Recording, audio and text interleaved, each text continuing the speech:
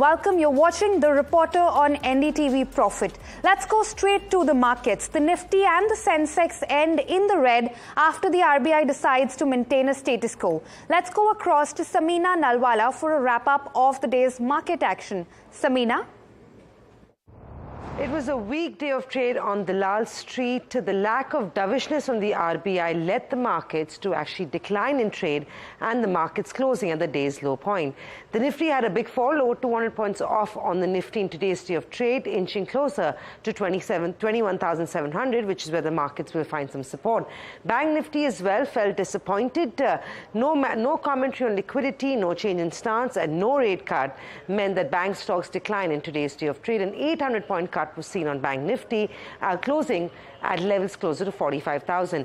Broader markets performed slightly better than the benchmark. The mid-cap index did see a cut of 40-odd points. The small-cap index also declined quite sharply in the last hour of trade. Up until the last hour, remember, the small-cap index was actually trading with a positive bias, but finally going home with a cut of 0.4%. So some disappointment on the street on back of the lack of dovishness from the RBI led to broad-based selling on the street today. Also, main sectors or key sectors, like we call it, were all down over 1% in today's day of trade, with FMCG, consumption, banking leading the way down in today's trade. Well, that's of course how the breadth of the market played out. The bias clearly was on the downside, with most stocks going down as compared to going up. The top loser in today's trade was ITC. ITC was seeing some selling pressure today on back of reports that British Tobacco is looking to par its stake in ITC. Well, you also had Britannia post yesterday's earnings continues to see selling today, down over 3%. Nestle as well, for the same reason, declined about 3% in trade. Well, Kotak Mahindra Bank had a rough day, and so did Axis Bank, ICICI Bank, HDFC Bank. So private sector banks have actually looked quite weak over the last few days, continue to see selling pressure in today's day of trade as well.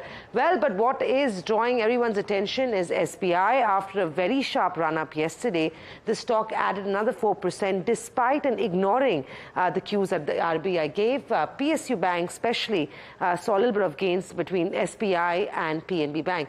OMCs did okay. Power Grid a strong run on back of solid earnings. So that was pretty much how the markets were. The big RBI meet is now behind us. Markets will go back to focusing on global cues and earnings from tomorrow. Thanks a lot for that, Samina. Now, the RBI Governor, Shaktikanta Das, also said that the central bank has given Paytm enough time to respond, but it failed to do so. Now, let's go across to Vishwanath Nair for what the commentary coming in from the central bank on Paytm was. Vishy? Right, Pallavi. So as you said, there was going to be some amount of discussion on Paytm when the RBI monetary policy announcement happened, and then the press conference followed. So essentially, the governor said that any kind of action that the regulator takes on any entity, that is followed only, that is preceded always with a lot of bilateral discussions between the two entities, between the RBI as well as the regulated entity, and that the RBI typically gives a lot of time to the regulated entity to fix the problems that the RBI has highlighted. Now, in specifically Paytm's case, the problems were highlighted first in March of 2022. So nearly 2 years later is when the RBI has taken that action. So there is, of course, that much amount of time that has been given to Paytm. The other important factor that needs to be noticed here is the RBI specifically said that any action that it takes, it is taking with considering the appropriate size of the problem, and that's how that action follows. So it's not like there's some kind of disproportionate sort of action that the RBI takes against any entity.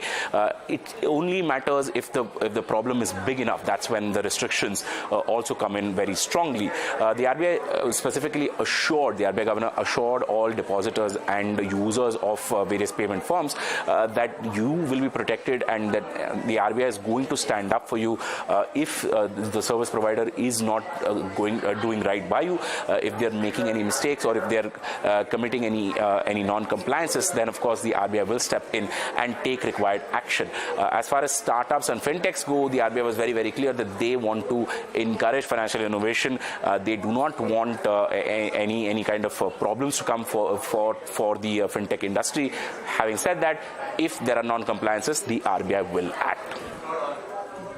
Thanks a lot for that, Vishy. Now, RBI Governor Shaktikanta Das also indicated that the restrictions imposed on Paytm Payments Bank have come in after bilateral engagements did not lead to corrective actions. So also, let's listen in to what the governor had to say about Paytm Payments Bank. We give sufficient time, we give sufficient time to every regulated entity, every entity that is supervised by the Reserve Bank to comply with the requirements, the regulatory requirements. We give sufficient time, and sometimes, as he pointed out, sometimes it may even look more than sufficient time. And we would not like to act, we are a responsible regulator, we are a responsible supervisor. If everything had been complied, I'm talking about in a general sense, why should we act? I mean, after all, we have a responsibility. It's a responsible institution, RBI. So that's how it is, yeah. As you know, as a matter of policy, we don't comment on individual entity or actions that we initiate in such cases. But that anyway, since this question is on the uppermost of mind of most of you, I think I would like to say 2-3 things, essentially to set the context. While we don't want to be discussing the individual details here because that will not be proper. In terms of context, as you all know, that this is a supervisory action on a regulated entity for a persistent non-compliance.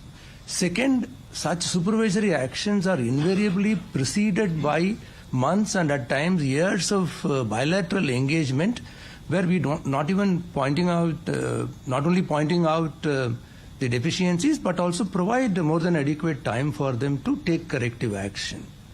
Third, of course, is in terms of, as a regulator, it's incumbent upon us to protect the interest of the ultimate consumer and thereby protecting the stability of the financial system. So these actions have to be seen in that particular context. Coming to the second part of your question, what lies ahead? As part of MPC, we don't give a forecast in these matters. So I think you will have to wait. And of course, feedback we have been getting, we'll work on. And as a responsible regulator, suitable steps will be taken to ensure that the customer inconvenience, if any, is minimized. So we will take care. I think with that, we can give a rest to this question and then move on to MPC is my request. That was a slice of the extremely interesting commentary from the governor and the deputy governor on Paytm and Paytm Payments Bank. Broadly, in today's policy, the RBI, the Monetary Policy Committee rather, continued to maintain a status quo along expected lines. It also said that the transmission of rate hikes is not complete. Mimamsa Verma has more on this. Mimamsa? Yeah, hi Pallavi. So RBI today in the monetary policy pointed out that the transmission of interest rate hikes is not yet complete. They talked about why transmission is a problem as of now. So while rates on deposits reset much faster, on the lending side it takes a little bit of time to pass on the higher interest rates because the proportion of loans linked to external benchmark, which are the EBLR loans as popularly known as, the proportion of those loans is less than 50% in the banking system. While private banks have their loan book linked to EBLR, state-owned banks account for a larger portion of loans linked to MCLR. Now, as the cost of funds rises for a bank, that is how the MCLR loans are also repriced. The RBI has also emphasized that there has to be a need for better transmission of the 250 basis point hike in the interest rates between May 2022 and February 2023, which is why they have maintained the stance at withdrawal of accommodation. If we look at numbers on the outstanding loans, the weighted average lending rate rose 113 basis points, while the domestic term deposit rates on outstanding deposits increased 180 basis points. So the incomplete transmission of policy rates was another thing that they pointed out. So the incomplete transmission of policy rates is a function of adjustment in the bank's net interest margin to maintain market share on the incremental credit, which is what the Deputy Governor Swaminathan J has mentioned. To quote him, in the hiking cycle, banks who are in anxiety to maintain their market share in incremental credit also adjust their margin, which also impedes the complete transmission of higher interest rates by the RBI in the banking system. Thanks a lot for that, Mimansa. Now, moving on, shares of ITC slipped 4% in trade as its largest shareholder, British American Tobacco, says that it's working to monetize stake. Sajit Manghat joins us to give us an overview of what's happening on that front. That's right. The shares of ITC were under pressure after its largest shareholder, British American Tobacco, announced that it plans to monetize some of the stake that it holds in the FMCG and cigarette company. Further, it said that it's planning to raise cash to the tune of nearly $43 billion over the next 5 years before dividend, and that this cash would be distributed to the shareholders. And as part of that, it's looking to monetize some of the stake which it holds in ITC. Now remember, BAT holds nearly 29% stake in ITC, and it plans to offload somewhere between 3 to 4% so that it can bring down the stake in ITC to 25%. The entire 29% stake today at current market value is valued at nearly 1.5 lakh crores or $18 billion. And going forward, when ITC is going to demerge its hotels business, which is ITC Hotels, BAT will have a proportionate stake in ITC Hotels, and that would be a non-core to it, and so it will be monetizing that stake as well. So going forward, there will be pressure on ITC because this 4% stake in ITC would come to the market, and while there will be many to grab it, but it's still a liquidity that is coming into the market, and so there will be some pressure. Thanks a lot for that, Sajid.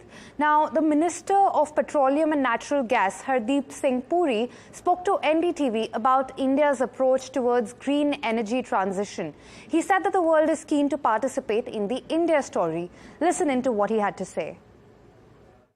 If you have a domestically manufactured electrolyzer, I would also add the cost of which is 30% less than what a similar electrolyzer imported would cost. But I would say something more. We are, and we have demonstrated the capacity to do more of these in a short period of time. So that is, I think, the real success story. Secondly, we did we gave a big boost to ethanol blending. We are already at 12%. Indian Oil is setting up 400 dispensing stations in four states. And I think in a matter of time, E20, the Honorable Prime Minister announced at Bengaluru in April last year, and he himself said 9,700 stations are selling E20. And this will go up.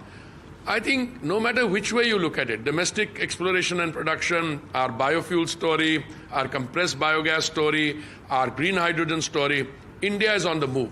But the Indian approach is what I think deserves to be acknowledged and commended. The Prime Minister says India is with the world and India is for the world. And he said we need to cooperate in cutting-edge technologies, and we will cooperate. So I think that is the fine print, and which is a message which has resonated. Large number of ministers with whom I've had roundtables, people whom I've met bilaterally, they're all wanting to participate in the India story. That is, I think, the message. With that, it's time to slip into a short break, but stay tuned to NDTV Profit. We have a lot more lined up for you on the other side.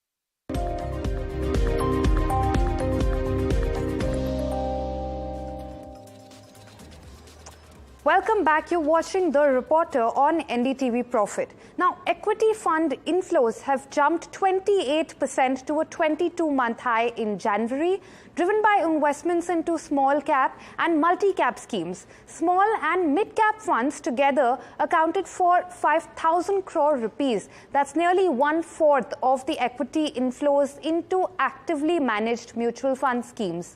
Investors continue to believe in the prospects of the broader end of the market, and that's in spite of valuations, even as advisors are cautious because of the run-up in those markets.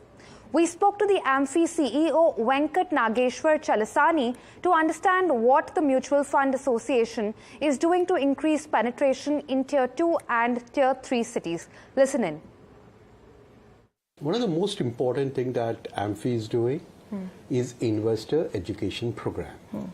While the individual AMCs also do it, but the AMFI as a trade body conducts this program across the country. It's not just that we touch base upon the universities, we go to the corporates, we go to the schools, we go to the colleges, we go to the villages. We are communicating to everyone. What are the various avenues that are there? What are the risks that are there emanating from these investments? And how calculated risk and what is their appetite, and basis their appetite, what type of funds investment should be done. All this investor education program is one of the major agendas for the AMFI and is conducted across the country. Now, as global investors like Goldman Sachs and Morgan Stanley pull out of China, India is mightily standing as the alternative investment pool. In fact, Japanese investors, known for their conservative strategies, are also betting on India. What makes India attractive and why is it the sudden favorite? My colleague Malika Mishra explains. Have a look. A report by Bloomberg titled "Wall Street Snubs China for India in a Historic Market Shift" calls for a deeper understanding of what makes India attractive. Let's go one by one. First, Marshall Wace, Wantable Holding, and Janice Henderson are focusing on India, rather shifting their focus from China to India. Why is this important, you ask? It's because they're the world's top financial institutions that hold the power of impacting markets and sentiment. Their priority in India cannot be simply ignored, especially when investors are now pulling out of China from a country that has been an attractive investment bet for almost 2 decades. America's Morgan Stanley, Goldman Sachs, and Japan's conservative investors, known for their cautious investment strategies, seem to muster significant and calculative confidence in India's growth story. But is India, being the fastest growing emerging market, the only reason? Well, while the bullish sentiment isn't new, the resemblance of the countries to China at one point, and therefore its potential replacement, is fanning the flame. The country's population is still largely poor, stock markets are expensive, and bond markets insular. But most are making the crossover anyway, calculating that the risks of betting against India are greater. Moreover, according to the Bloomberg report, history shows that India's economic growth and the value of its stock market are closely linked. If the nation continues to expand at 7%, the market size can be expected to grow on an average by at least that rate. Over the past 2 decades, gross domestic product and market capitalization rose in tandem from $500 billion to $3.5 trillion. That is a whopping 600% increase in 2 decades. Let's look at some more factors. It's not just Morgan Stanley or Goldman Sachs. But as I mentioned earlier, Japan's retail investors, who have traditionally favored the US, are also warming up to the country. 5 of their India-focused mutual funds now feature among the top 20 by inflows. In fact, Nomura Indian Stock Fund is at a 4-year high. Talks about India rising as a manufacturing alternative to China has been loud and clear for a while now, especially after the quiver in sentiment of global investors and businesses towards China post the pandemic. The Bloomberg report said if China is viewed as a threat to the Western global order, India is regarded as a potential counterweight. And just to put into perspective, India's Nifty 50 recorded returns of 23% in the last 12 months, against a drop of 19% of China's Shanghai Shenzhen CSI 300. PM Modi plans to sell India as the world's new growth engine. And on those lines, Finance Minister Nirmala Sitharaman announced in her interim budget that infrastructure spending will be increased by 11% to 11.1 trillion rupees in the coming fiscal year. But is India expensive? With attention comes price, and India is no different. The euphoria has made Indian equities among the most expensive in the world. S&P BSE Sensex index has almost tripled from its March 2020 low, but earnings have only about doubled. In fact, according to data compiled by Bloomberg, global funds took out more than $3.1 billion from local shares in January, the largest monthly total in a year. India fans say that they're investing for the long term, adding that with a still low per capita income, the country is setting the stage for multi-year expansion and new market opportunities. India is also trying to globalize the rupee, although at a more modest scale than China's yuan expansion. The confidence in India seems to stem from the long-term impact of multiple initiatives and not necessarily from the near-term outlook on the nation's stocks and bonds. Cairn Oil Gas is looking to invest $4 billion over the next 3 to 4 years. We spoke to the Deputy CEO, Steve Moore, on the company's plans to ramp up production. Listen in. Cairn, as you know, works across exploration, development and production. So we're focusing on all those areas to underpin the growth.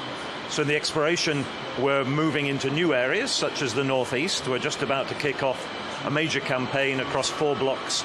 We'll drill 9 or 10 wells in the Northeast. We're also looking at new exploration areas on the East Coast, close to our existing Rava assets, and also in deep water, and similarly on the East Coast around the Cambay field and the DSF, the developed small field blocks that we've picked up in that area. Of course, we'll also be doing further exploration and a lot of appraisal work in Rajasthan, where we've had 38 discoveries over the last 10 or so years, and we're trying to fully quantify what's there. On the development side, a lot of the development will come out of that exploration work, but also from the discovered small field blocks, particularly the G4 block, which we're actively developing on the East Coast, and the Ambay block on the West Coast. We're also bringing into operation some of the fields that have been discovered over the last 10 years. Durga, which was a discovery from 2 years ago in the OALP rounds in Rajasthan, was commercialized yesterday. We just brought it on stream. And we've got a plan to go to a 2004 discovery called Shakti, which is a heavy oil field that needs thermal techniques this year as well. On the technology side, we continue to apply the technologies that I think Cairn is famed for, which is the polymer flood that we've started in Mangla, that we're expanding to all the fields. And then we're building on that to add to the polymer mix a surfactant. Surfactant is effectively something that washes the reservoir. It can get you very high recovery factors. The other technology that we're working to implement that hasn't been implemented so far in Rajasthan is taking carbon dioxide and putting that back into the reservoir and flooding the reservoirs with CO2. That gives also very high recoveries, but a lower cost, but it can only be used in our deeper fields. But it also is an opportunity to take the CO2 that we're currently venting, which is obviously not good for the environment, harness it, and it's a key part of our path to net zero, which we're trying to achieve by the end of the decade. And with that, it's a wrap on this edition of The Reporter, but stay tuned to NDTV Profit for fresh news and updates.